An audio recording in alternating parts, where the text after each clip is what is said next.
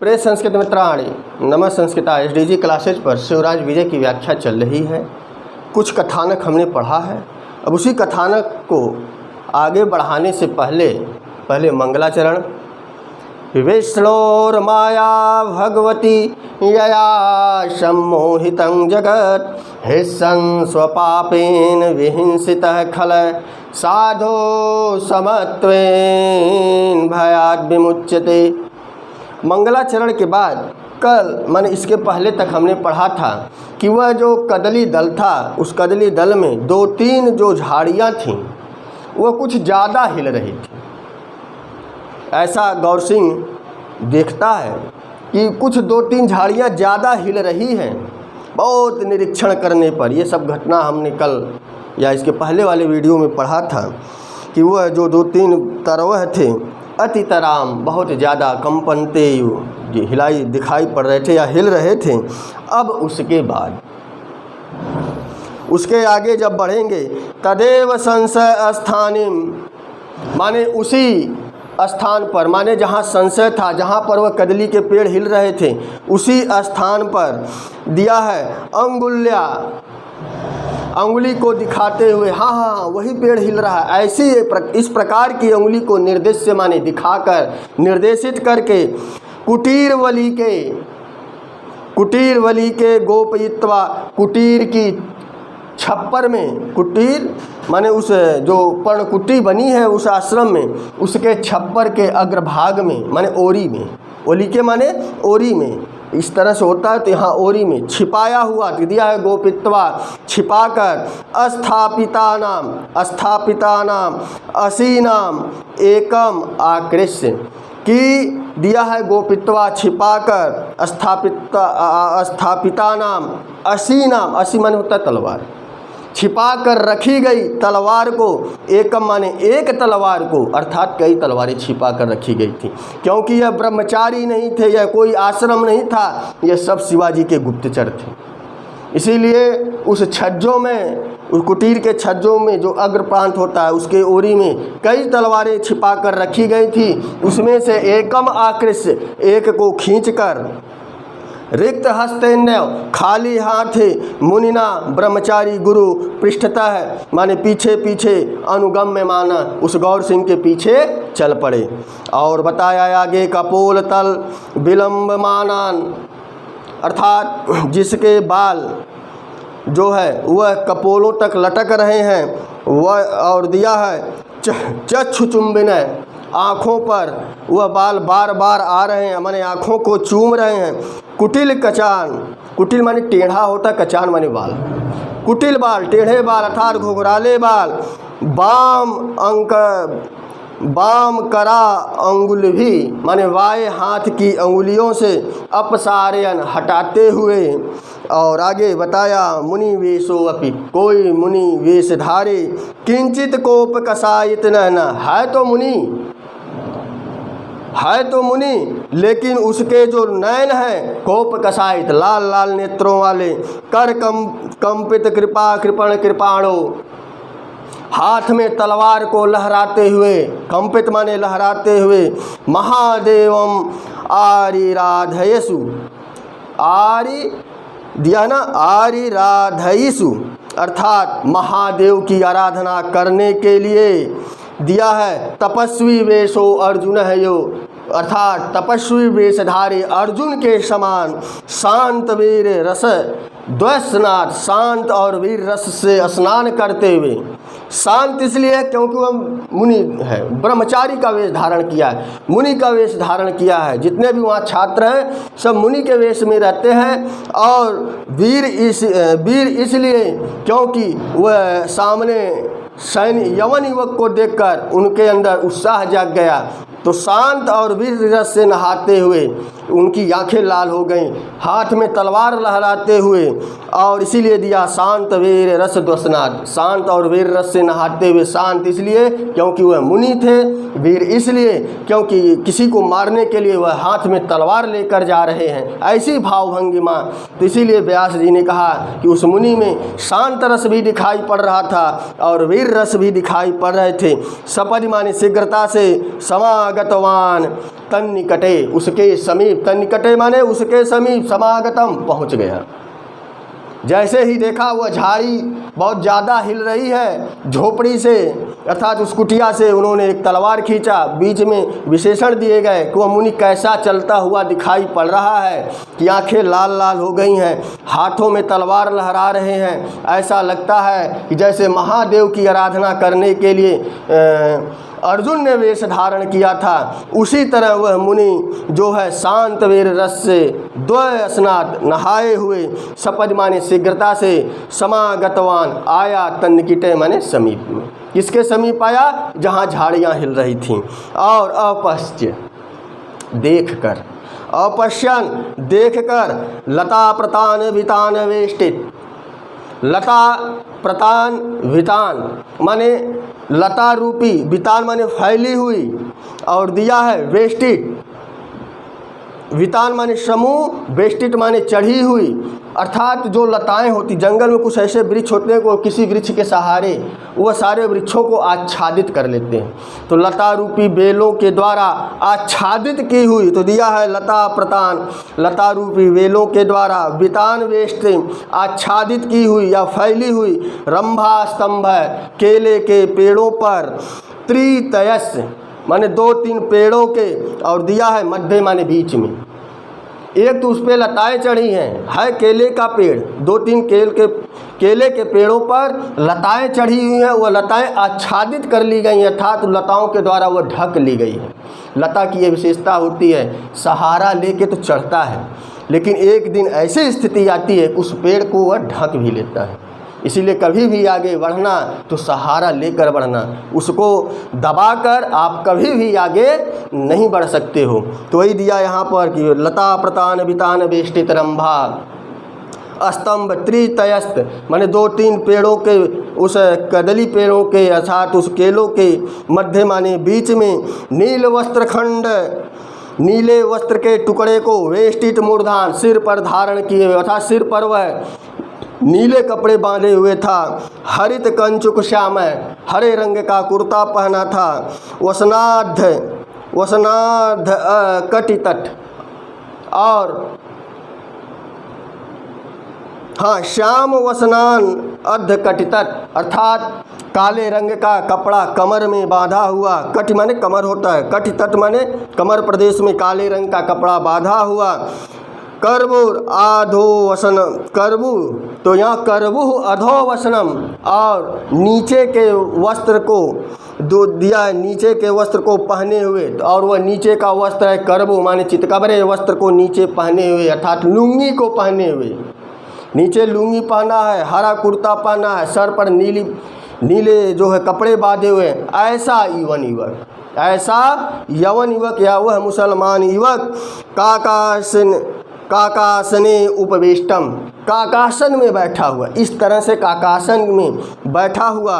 रंभाल वाल, रंभाल माने उस केले की थाले में, थाले माने जो केले को पानी देने के हम लोग थाला बना देते हैं, उसी थाले में लग्न अधोमुखम माने स्थिर करके नीचे की तरफ क्या दिया है, खड़क सरुयनस्त, कहने का तात्पर्य उस केले की तरफ जो है खड़क को उल्टा करके, और दिया है कि विपर्यस्त हस्त युगलम माने उस तलवार को उल्टा जमीन में गाड़कर उसकी मुट्ठी पर में जो पकड़ने वाला भाग होता है उस पर इस तरह से उल्टा हाथ रख के नीचे की तरफ मुख किए हुए।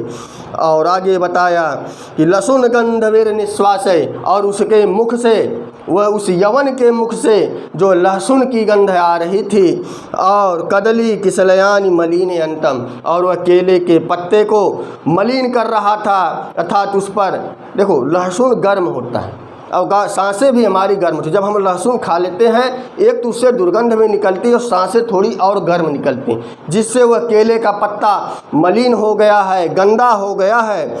ऐसे कदली किसलयानी मलिन अंतम, कदली दल को मलिन करते हुए, केले के पत्ते को गंदगी करते हुए, नवांकुरित समश्रु श्रेणी छलेन, अर्थात अभी हल्की हल्की मूछ निकल रही है, हल्की हल्की मूछ दाढ़ी निकल रही है, ऐसा दिया है। कन्या का अपहरणम, कन्या के अपहरण से, पंक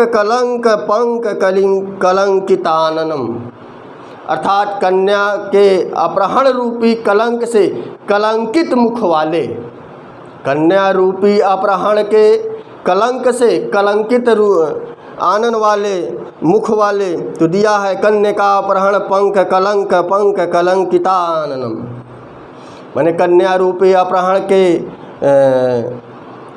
के पंख माने होता कीचड़, माने कीचड़ से कलंकित, ऐसे कलंकित कलंक से कलंकित मुख वाले ये उस यवन युवक का, अर्थात 20 वर्ष कल्पम यवन युवकम, लगभग वर्ष 20 वर्ष का था। गौर सिंह 16 वर्ष का था, वह यवन युवक 20 वर्ष का था। प्रश्न बनेगा यवन युवक की अवस्था कितनी थी, तो 20 वर्ष की थी।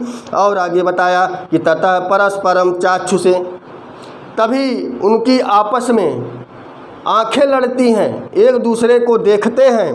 और संपन्ने दृष्टो अहमिति, मैं देखा गया, अहम माने मैं, दृष्टो माने देखा गया, मैं देखा गया। जब वह जान गया यवन युवक कि गौर सिंह के द्वारा मुझे देख लिया गया है, तो निश्चय, जब ऐसा वह निश्चय कर लेता है, जान गया कि ऐसा हमें देख लिया गया है, इसीलिए कहता है दृष्टो अहम, कि मैं देख लिया गया हूँ। और इसीलिए उत्पल्युत्य, उछल कर, और आगे दिया है कोशात कृपाणम आकृष्य, अपने कोष से, माने तलवार रखने का जो एक कोष होता है, उस कोष से तलवार को निकाल कर दिया है ना, कृपाण आकृष्य, तलवार को खींचकर, कोष से तलवार को खींचकर, युत्स, क्या दिया है, युत्सु, युद्ध करने के लिए तैयार हो गया। जैसे बुभुक्षु खाने के लिए, युत्सु युद्ध करने के लिए, सोवपि सम्मुखम अवतस्थे, उस गौर सिंह के सामने आकर खड़ा हो गया। जैसे ही वह जान गया कि मैं गौर सिंह के द्वारा देखा गया हूँ या आश्रम वासियों के द्वारा देखा गया हूँ, तुरंत वह उछलकर और अपने कोष से तलवार को खींचकर तुरंत वह आया युद्ध करने के, युत्सु युद्ध करने के लिए, बुभुक्षु अर्थात भोजन के, भूख के लिए। तो उसी तरह युत्सु युद्ध करने के लिए वह क्या हो गया, सोवपि, माने वह, सोवपि सह से किसका बोध हो रहा है, उस यवन युवक का हो रहा है। वह यवन युवक तुरंत सम्मुखम अवतस्थे, आकर सामने खड़ा हो गया। और उसके बाद बताया ततस्तो तयोरे, इसके बाद उन दोनों में, तयो माने उन दोनों में सज्जाता परस्परम आलापा, दोनों में बातचीत हुई। दोनों में क्या हुई, कुछ बातचीत हुई कि जब आंखें मिली, आगे युद्ध करने के लिए खड़ा हो गया वह यवन युवक, तो दोनों गौर सिंह और उस यवन युवक में कुछ बातचीत होती है। इसका अंश अगले पैराग्राफ में आ रहा है। तो अभी तक वह उछलकर कोष से अपना जो है तलवार निकाला, उसके बाद सामने आकर दोनों युद्ध के लिए तैयार हो जाते हैं। युद्ध लड़ने के लिए वो तैयार हो गया, भागा नहीं। और बताया कि ततस्थ, उसके बाद तयोरे, उन दोनों में सज्जाता माने परस्परम अलापा, दोनों में जो है कुछ बातचीत हुई। अब वो बातचीत क्या हुई, अगले पैराग्राफ में बताया गया कि गौर सिंह कहते हैं कुतो रे यवन कुल कलंक, हे गौर यवन कुल कलंक, अर्थात हे मुसलमान कलंकित, या एक कलंकित मुसलमान, क्योंकि तुमने कन्या का अपहरण के, इसलिए उसे कलंक शब्द से यहाँ पर बोधित किया गया। रे यहाँ संबोधन का है। तुम कतो हमाने कहाँ यहाँ आ गए, कुतो हमाने कहाँ यहाँ पहुँच आए, ओ भाई इस आश्रम में। यवन युवक कहता है वयम अपि कुतित प्रष्टव्या, यह भी अरे विस्मय है, आह क्या है, विस्मय का है। हाँ वयम अपि, यह प्रश्न हमसे पूछ रहे हो, कुतः इष्ट प्रष्टिव्या, कि मैं कैसे यहाँ आ गया हूँ। और भारतीय कंदरी कंदरेशु अपि वयम विचरामः, मैं तो यहाँ की पर्वतों की गुफाओं में हमेशा विचरण करता रहता हूँ, इधर उधर भ्रमण करता रहता हूँ। और श्रृंगः लांगोल विहीना नाम, बिना सींग और पूँछ से विरहित हिंदू पद व्यवहार्याणाम, हिंदू पद से नाम वाले या हिंदू नाम वाले च यस्माद् ऋषाणाम, तुम जैसे लोगों को दिया है पशु नाम आखेट क्रीड़या रमामय, तुम लोगों का शिकार करने के लिए हम लोग इस पर्वत की गुफाओं में इधर उधर टहलते रहते हैं। जैसे कोई पशु का आखेट शिकार करता है, उसी तरह हम लोग भी हिंदू नामधारी लोगों का, या जो हिंदू से पद से सुशोभित है, जो हिंदू हैं, उन लोगों को पशुओं की तरह शिकार करके रमामय हम लोग मनोरंजन करते हैं। गौर सिंह ने पूछा कि कुतः, कहाँ से तुम यहाँ आ गए? हे यवन कलंकित युवक, तुम यहाँ कैसे आ गए? तो उन्होंने कहा वयम अपि, यह प्रश्न हमसे पूछ रहे हो? वह आश्चर्यचकित होकर बोलता है कि यह प्रश्न हमसे पूछ रहे हो? हम तो तुम लोगों का शिकार करने के लिए इसी तरह जंगलों में भ्रमण किया करते हैं। इसीलिए वह कहता है वयम इति कुतः पृष्ठव्या, ऐसा प्रश्न तुम पूछ रहे हो? हम तो उस हिंदू को समाप्त करने के लिए यहाँ की पर्वत गुफाओं में, यहाँ की झाड़ियों में, यहाँ की जंगलों में हमेशा जैसे बिना सींग और पूँछ के लांगोल और दिया श्रृंग लांगोल बियाना, बिना सींग पूँछ से विरहित, ऐसे हिंदुओं का पशु आखेट, जैसे पशुओं का शिकार किया जाता है, उसी तरह शिकार करने के लिए हम मनोरंजन के रूप में हमेशा तैयार रहते हैं। अर्थात हिंदुओं का हम प्रतिदिन शिकार करने के लिए यहाँ पर रहते हैं। फिर उसके बाद बताया गौर सिंह सक्रोध विहस्य, उसके बाद वह क्रोध के साथ और हंसकर भी। क्रोध इसलिए कि वह बढ़ बढ़ कर बातें कर रहा है, और है वह युवक, और वह है यवन युवक, और बढ़ बढ़ कर बातें कर रहा है, और गुप्तचर के आश्रम में आ गया है। उसे मालूम नहीं, उसे तो मालूम है कि हम ब्रह्मचारी है, मुनियों के आश्रम में आ गए हैं, इसलिए वह हंस रहा है। और बताया कि सक्रोधम, क्रोध इसलिए कि ढीठता भी दिखा रहा है। आए हो हमारे क्षेत्र में और ढीठता भी दिखा रहे हो, ढीठपना दिखा रहे हो, हटता दिखा रहे हो। इसी प्रकार से वह मन ही मन क्या करता है, हंसता भी है और क्रोध भी करता है। उसके बाद वयम अपितु, हम सभी भी स्वागतम स्व अंकगत सत्ववृत्त, तुम स्वतः ही हम लोगों की गोदी में आ गए हो और तुम्हें यह मालूम नहीं है कि शिवस्य गणः त्रयोनिशाम, यहाँ पर शिव के गण रहते हैं, अर्थात शिव के जो गण हैं, तो शिव के गण का मतलब वो भयानक रूप वाले हैं कि उनके सामने कोई आ जाए वह उन्हें मृत्यु को पहुँचा देते हैं। ऐसे शिव के गण जो रुद्र आदि हैं, सब यहीं आश्रम में ही निवास करते हैं। और बताया आगे कि तत्सुप्रभातमद, आज हमारा सुबह अच्छा हो गया, आज हमारी सुबह अच्छी हो गई कि स्वमेव तुम दीर्घम दावदहने पतंगायितोषि, कि स्वयं जैसे पतंगा अग्नि में प्रज्वलित हो जाता है, अग्नि पर स्वतः गिरकर मर जाता है, उसी तरह इस दीर्घ माने इस बड़े आश्रम में तुम, जो यह बड़ा आश्रम दावानल के रूप में है। एक तो दावानल कीट पतंगों को जलाकर तो नष्ट कर ही देता है। जंगलों में जब आग लगती है, देखो अग्नि तीन होती हैं, बड़वाग्नि माने समुद्र की अग्नि, दावानल जंगलों की अग्नि, एक होती जठराग्नि जो हमारे पेट में लगती है। समझ में आ गया? तो यहाँ दावानल की बात हो रही है कि जैसे दावानल में दीर्घ दावानल माने तीव्र दावानल माने जहाँ की आग धड़क रही हो, ऐसे जंगल में जीव जंतु तो स्वतः मर जाते हैं, लेकिन तुम आकर उस दावानल में खुद कूदे हो तो स्वतः मर जाओगे। तो ही चीज़ दिया गया है, स्वमेव तुम दीर्घम दाव दहने पतंग योते असी, तुम तो स्वयं ही इस दावानल में आ गए हो तो तुम्हारा मरना उसी पतंग माने कीड़े के समान होगा, तुम निश्चित मरोगे। और बताया यवन युवक, अरे रे वाचाल, अरे हे गौर सिंह वाचाल, ज़्यादा बोलो मत। वाचाल माने ज़्यादा मत बोलो, और रे शब्द है संबोधन के, अरे रे माने गौर सिंह ज़्यादा बोल रहे हो। तो बताया उन्होंने, है रात्रो स्मत कुटीरे, कल रात में माने बीते हुए रात में, ये सुमत कुटीरे तुम्हारे कुटीर में, तुम्हारी कुटिया में, रुदती रोती हुई, समायाताम आई हुई माने रोती हुई आई हुई, ब्राह्मण कन्याम उस ब्राह्मण कन्या को, उस छोटी सी बालिका को, सपद प्रयच्छत शीघ्रता से लौटा दो।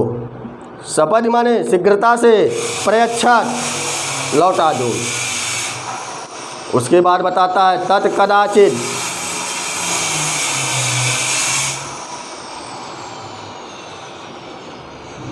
तत्कदाचित दया जीवतोपि त्यजेयम्, यदि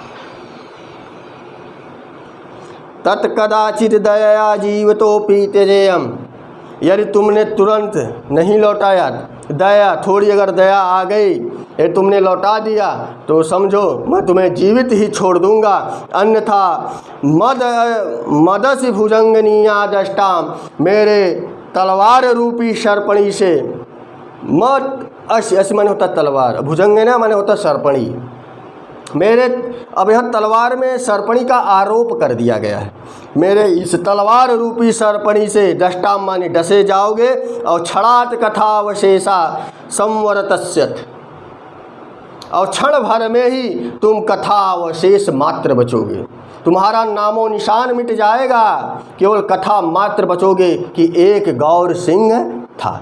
ऐसा वह यवन युवक ने कहा। तो इसके बाद जब हम आगे बढ़ते हैं, तबे कल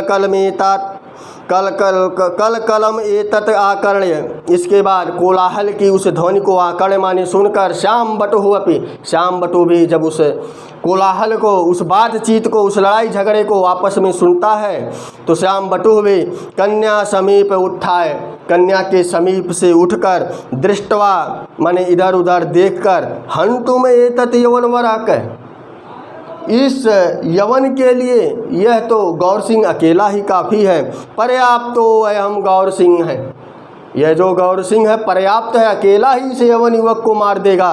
और इति माँ अस्म गमत अन्यो अपि कश्चित, ऐसा सोचकर, ठीक ना। इति माँ माने मन मत, माँ माने नकारात्मक है कि माँ अस्म माने मत करो, गमन अन्यो अपि कश्चित, वो हो सकता है कोई और अन्य युवक हो, और यवन युवक हो, और जो है दुश्मन हमारे इस झाड़ियों के पीछे छुपे हों, ऐसा वह सोचकर, कन्यकाम अपजिहीर्षु इति वलिकादेकम, कि कोई और अन्य युवक इधर उधर न खड़ा हो, या उस कन्या को चुराने के लिए एकाक दो और यवन युवक इधर उधर ना हो, ऐसा सोचकर वह वलिकादेकम, उसी छप्पर से एक माने एक विकट खड़क माने बहुत लंबी तलवार को निकाल कर दिया ना, विकट खड़कम आकृष्य तत्सरव, उसकी मुट्ठी को पकड़कर, गृहीत्वा माने पकड़कर, कन्याकाम रक्षण,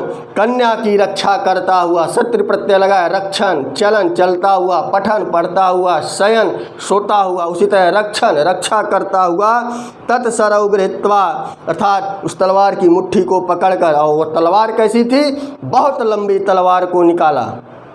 और बताया आगे, तदुष्यत कुटीर निकट है ये वो तटस्थ हो, और उस बालिका सहित कुटी के बगल में खड़ा हो गया।